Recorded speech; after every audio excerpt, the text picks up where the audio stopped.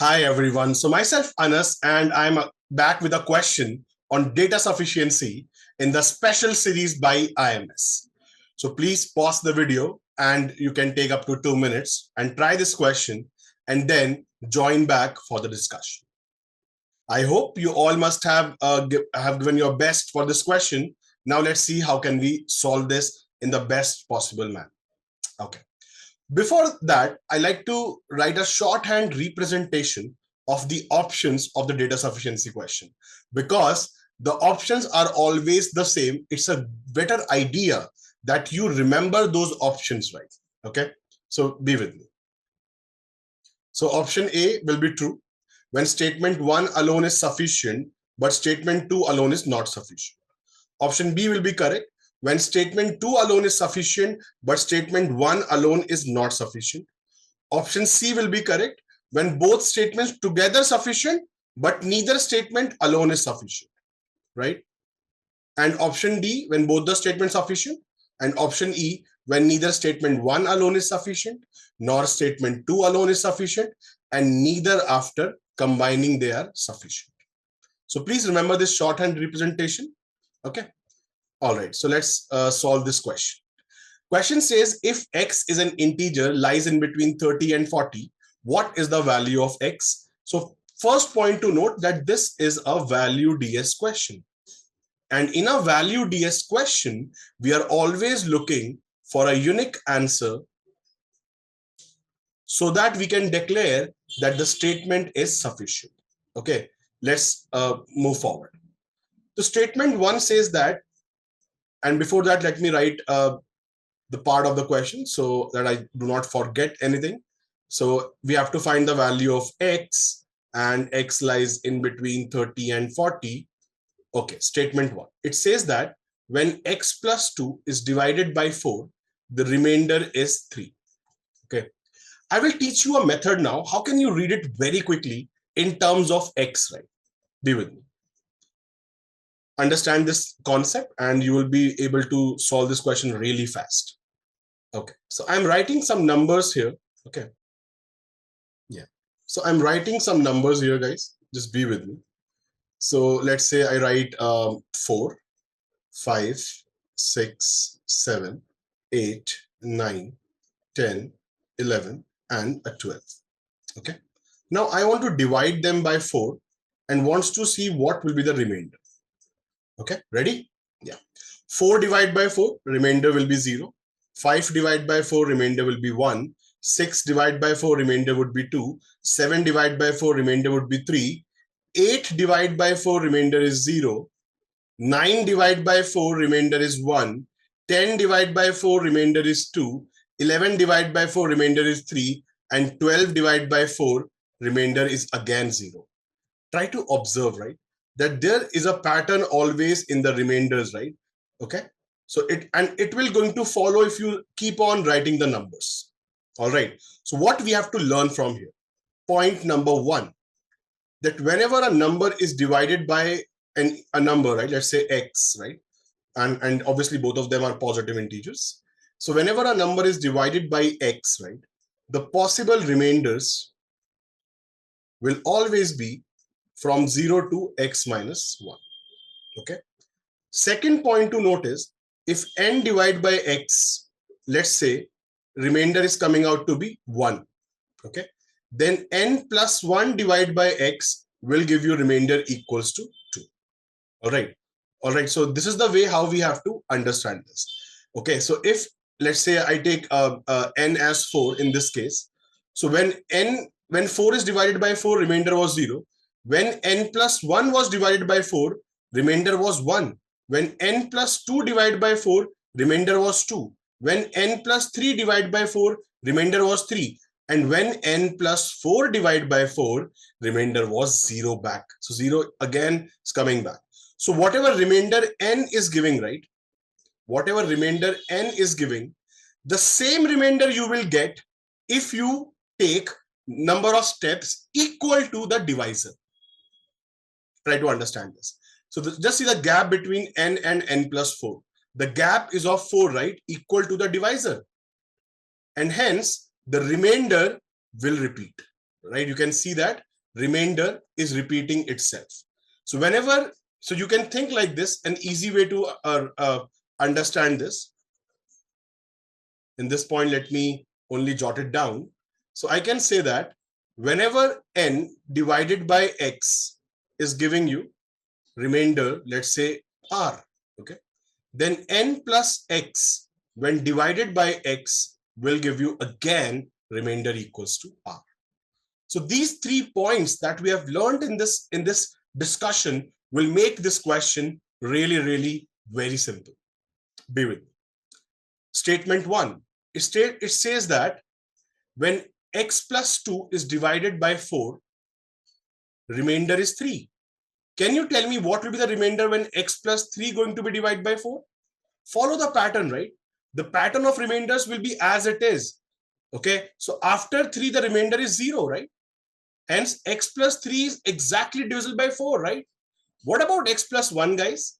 What will be the remainder when x plus 1 divided by 4? Just reduce the remainder by 1, right? Because before 3, the remainder has to be 2. Similarly, what will be the remainder when x divided by 4, right? Just reduce 1 again, it will be remainder equals to 1. Hence, we are able to deduce that when x is divided by 4, remainder will be equals to 1. This is the deduction that we had from statement 1. Okay. I can show you this in one more way. How can you see this like in one more way after we discuss this entire question? Okay, so please make a note up till here, and I need to rub because I need some space. All right. So from statement 1, I can say that we can deduce that when x divided by 4, remainder will be equal to 1. Okay. Now we have the numbers, guys. The range is 30 to 40. Okay, so we can easily figure this out. So, and x is greater than 30. So what is the integer greater than 30? 31, right? And 31 till 39. Okay. Yeah. Now I can easily remember this, that 32 is a multiple of 4, right? So when 32 is divided by 4, remainder is 0. I want the value of, so my value of x is what? My value of x is when x is divided by 4, remainder should be 1, right? Okay, remainder should be 1. So will you allow me to say that the first number that will satisfy this criteria will be 33. Will be 33. Now, which is the next number after 33 will give me remainder 1?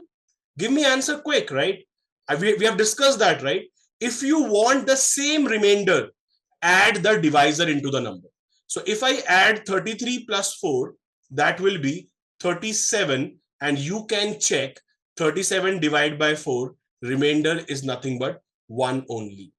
Okay. And if you want the number ahead, again add 4 into it, and you will get 37 plus 4, that is 41, but that is outside the range. Okay. Hence, the values of x could be 33 and 37. But this question is a value DS question. We are getting multiple values, right? Not a unique value. Hence, statement 1 will be insufficient. Okay. Statement 1 will be insufficient. All right. Let's move on and discuss the statement 2. So statement 2 says that when x plus 6 is divided by 3, the remainder is 0. Okay. Again, observe this, guys. X plus 6 can be written as x plus 3, right? Yes or no? So just think for a moment. Can I say that you're dividing this number by 3, right? You're dividing this number by 3. Okay. So you can easily understand this point. Let me draw the number line for you. So if x plus 6 on dividing by 3, remainder is 0, right? Then I know that on the gaps of the divisor, remainder will repeat. Okay, so if I take 3 steps back, that is x plus 3, it will give me the same remainder on dividing by 3. If I take 3 steps back, I will get x, and this will also give me the same remainder, that is equal to 0. Hence, we can deduce that x divided by 3, remainder will be 0, or I mean to say that x is a multiple of 3. Because whenever a number on dividing by a number gives you a remainder 0. For example, A divided by B, remainder is 0. This means that A is a multiple of B is a factor of A, and so on. Okay. So X is a multiple of 3. Now tell me in this range of numbers, how many multiples of 3 are there? Let me have some space here. So if I easily see in this range, how many are multiples of, you can say 3. We can easily see that starting from 31, ending at 39, right? So first multiple of 3 will be 33. Then next multiple will be 36, right? And the next multiple will be 39. Hence, there are 3 multiples of 3 in this range. Okay. Therefore, we are getting multiple values of X. And the same reason I will say statement 2 is also insufficient. Okay. And please don't forget, whenever statement 1 is insufficient, you can quickly eliminate option A and D. Now, statement 2 is insufficient, so you can also strike off B, right? Hence, now the answer will be either option C or option E. All right, let's move on and see this out. So as per statement 1, we have seen that the possible values of X could be, we want remainder 1, right? So 33 and 37. And as per statement 2, the values of X was 33, 36, and 39. Okay. Now, the next step is you have to combine the statements. You have to combine the statements, right? And now you have to see such value of X that will satisfy both the conditions. So now you have to confirm that the value of X when divided by 4, remainder is 1. And the value of X when divided by 3, remainder is 0. So you have to make sure that the value of X will satisfy both of them. And we know that the values of X that is satisfying this in the range of X was nothing but 33 and 37. And in the second statement, the values was 33, 36, and 39. Now, when I combine them, there is only one common value of X. This means that only 33 can satisfy statement 1 and statement 2 simultaneously. Therefore, after combining, the value of X that is satisfying both the statements will be only X equals to 33. And we are getting a unique value after combining. That makes statement, both of them after combining, sufficient, right? Hence, the answer will be option C. All right. Thank you very much. I was saying that I will be telling you one more method, right? The method is like this. Be with me. For statement 1, if you observe, they want to say that when X plus 2 is divided by 4, remainder was equal to 3. I hope you all remember dividend equals to divisor into quotient plus remainder. If you want example, be with me. Let's say I give you example, 24 divided by, let's say 7, right? 7 3s are 21. Okay, and the remainder is 3. All right. So you can see that 7 is the divisor, 3 is the quotient, this 3 is the remainder, and this 24 is the dividend. And you can see that 24 is equals to 7 into 3 plus 3, divisor into quotient plus remainder. Okay, absolutely. So what you need to understand is I can write this in the form of dividend equal to divisor into quotient plus remainder. Observe how. So dividend is X plus 2. So X plus 2 equals to divisor is 4. Quotient there might be some quotient for sure. And the remainder is 3. So I can write X plus 2, right? Let me rewrite this. Yeah. So I can write X plus 2 equals to 4 into Q plus 3.